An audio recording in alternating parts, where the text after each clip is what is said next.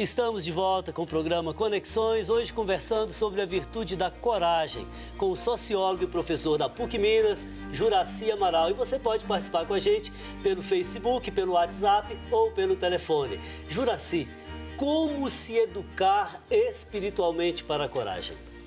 A prática, né, dos ensinamentos religiosos é uma forma de educar para a coragem. Ou seja, disciplinar, autocontrole, né, são as pessoas que desenvolvem por meio de exercícios práticos.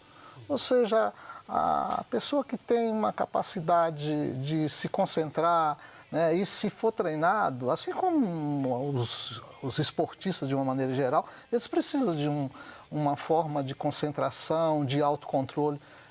Inclusive usa essas técnicas muito hoje de autocontrole na prática esportiva, mas o ambiente mais propício são os mosteiros, né, os lugares que as pessoas têm o silêncio, né, associado ao silêncio, uma forma de vida reclusa. E você acha que no mundo contemporâneo, com tanta agitação, tanto consumismo, tanta competição, as pessoas tendem a perder o equilíbrio, serem mais afoitas, ao invés de desenvolverem a coragem? Pois é, o ambiente que nós vivemos que oferece uma infinidade de motivos para distração, para a gente não concentrar, não conhecer a gente mesmo, ou seja, nossos olhos estão apostos em tudo. Nós perdemos o nosso autocontrole e vivemos à mercê do que é oferecido pelos olhos. Dificilmente as pessoas têm tempo hoje para parar e ler e fazer uma reflexão de si mesmo.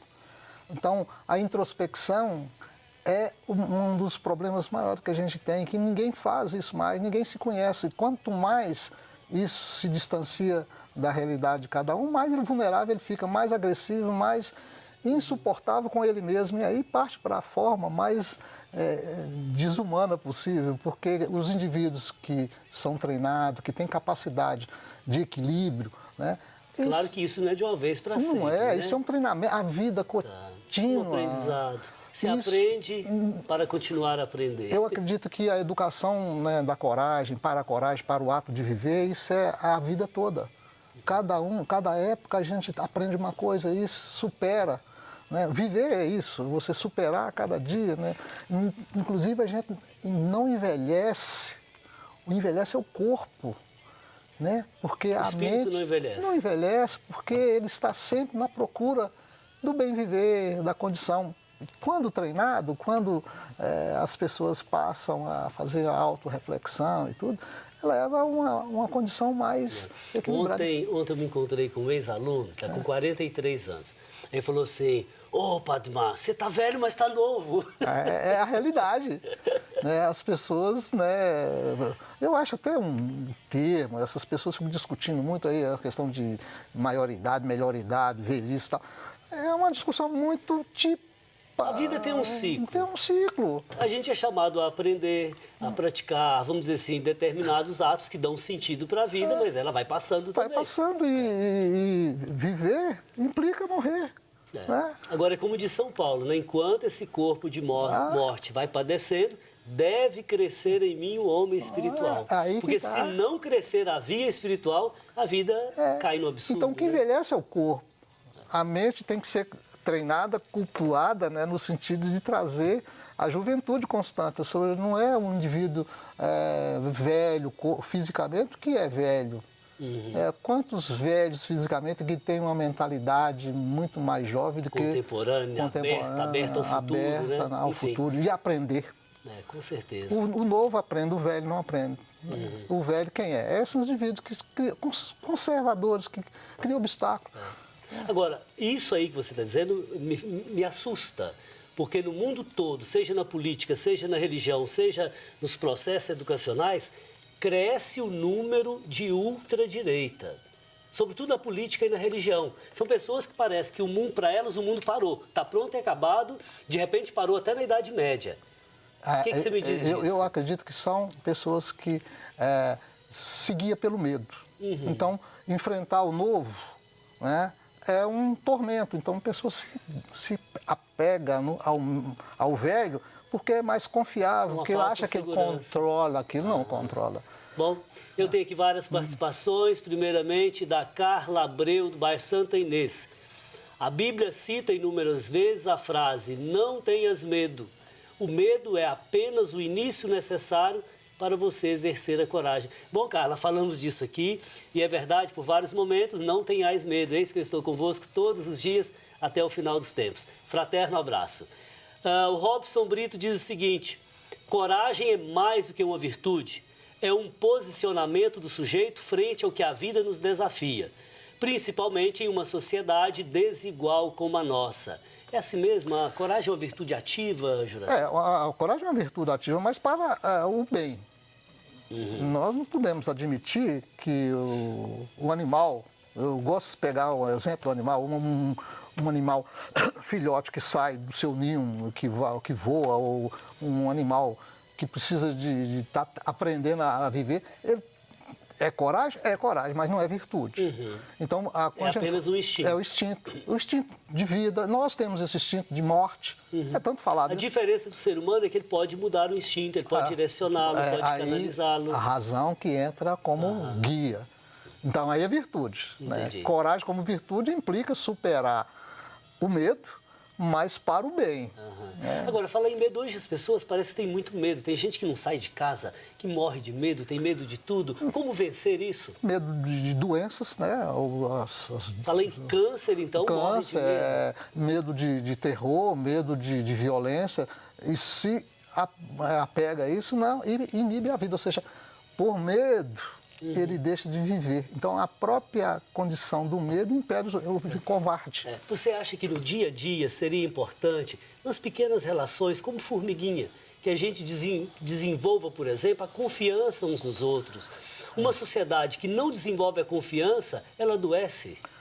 E aí uma questão que eu fico pensando muito no nazismo, quando todos delataram todos. Ou seja, você cria uma condição, e eu tenho um certo temor com o que se faz no Brasil, que é o que se chamam aí, muito comum, né, chamar de delação, que eles falam, cidadão tem que denunciar o seu... Se todos denunciam todos, ninguém confia em ninguém. Se ninguém confia em ninguém, nós desfazemos qualquer grupo humano. Com certeza. E essa questão, isso foi colocado na época do Terceiro Reich, todos denunciaram, né? E isso criou vimos o resultado disso. Né? Então, eu temo isso. Nós não precisamos viver denunciando, ou seja, as instituições aí do Estado, do poder, têm a função de descobrir o que é que está se passando e não cooptar os indivíduos para denunciar. É o seguinte, quando nós agimos na direção da verdade e do bem, nós sabemos muito bem, se ninguém dizer para a gente não. E quando resvalamos fora do caminho do bem, seguramente isso faz mal para as pessoas. Isso divide. Imagine as pessoas que vivem num lugar onde todos delatam. Né? Inclusive, essa própria pessoa delata também o medo, ou seja, um tormento à vida. Não tem felicidade. Adoece todo mundo. Bom, tem muita gente aqui para eu agradecer. Robson Brito, obrigado pela participação. Celson Silva diz o seguinte: a coragem está na base da dignidade humana, da consistência moral de uma pessoa e de sua coerência consigo mesma. Pela coragem, valores, postura e ação são aglutinados num todo unitário a serviço da personalidade individual. Falou bonito, Celso. Obrigado pela participação. Satil Miranda diz o seguinte: será que temos coragem de colocar em prática aquilo que aprendemos ou ficamos com vergonha? É a coragem para a superação, a timidez. Nem sempre o tímido não é corajoso. O tímido é corajoso porque, às vezes, né, a timidez inibe ele manifestar, propagar a força, a valentia, essas aptidões consideradas para nós como coragem. Na realidade, o tímido ele é um corajoso latente. Quando ele necessitar de fazer uso da sua coragem, ele faz por meio de mecanismos, inclusive, racionais. Né?